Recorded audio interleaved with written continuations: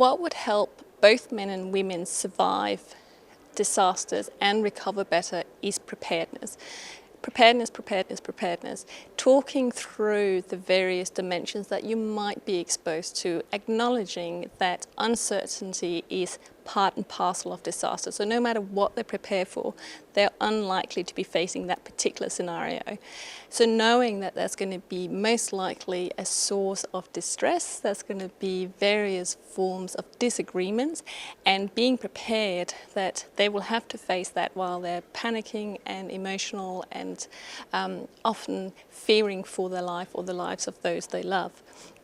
So preparing for that, having the discussions about that, will help both men and women deal with the actual event, but it will also help them recover, because psychological research has shown clearly that people who are prepared for an event, even if they lose everything they own, by knowing that that was a potential consequence of a disaster, they have some form of mental hook to pull them up again. One, we've got to actually understand men a little better about what they want to do, and there's a profile that we could probably describe. We might be too generic about they want to be doers. They're actually doers in the during, and they also don't necessarily slow down in the aftermath, the immediate aftermath. So we've got to build that into the way in which we plan for.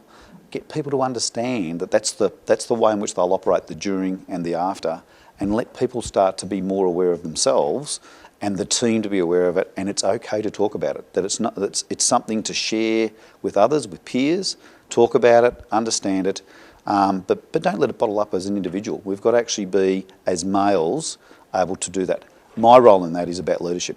My role is about making sure that we do understand the experience, understand what we know people will go through, and build it into the way in which we operate. The effect on many of the men was of being shaken to their core. Their bodies overcame gender conditioning as they spoke of publicly crying in the face of such immense fear and tragedy. Aaron said, "I sat and cried on the footpath, and an old fellow came out of his house to see if I was all right. Before that, I wasn't someone who showed emotion. It just got to me. I could frighten people with my emotions.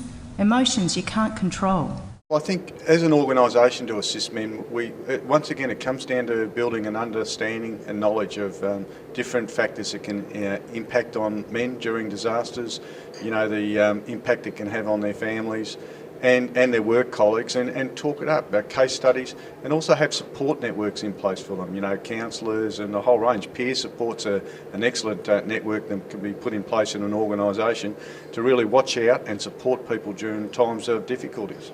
In terms of men in emergency services, they need to have a really good understanding of themselves, about their skill levels, their ability to respond to a job, but also a self-awareness of when they are attending critical incidents, well, what impact does it have on them? Sometimes they need to think about if they are under pressure, what sort of support do they need? Don't bottle up things, talk to people.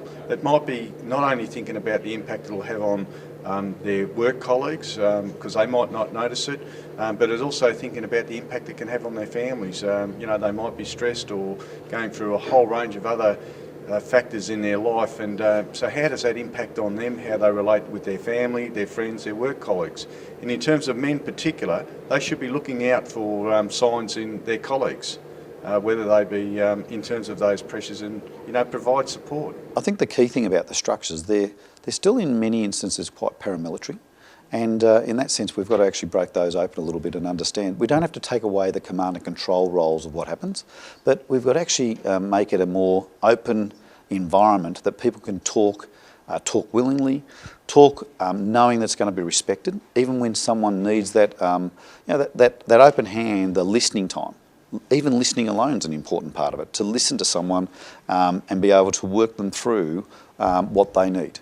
We all haven't got those skills, so it's not about a one-on-one process necessarily. It's about trusting the team approach and having respect for each other, that sometimes others do well, others need a hand, and the time they need a hand is the time for us to listen and understand that. In terms of women's experiences of disasters, we need to be aware of the different pressures that they can be under during a disaster.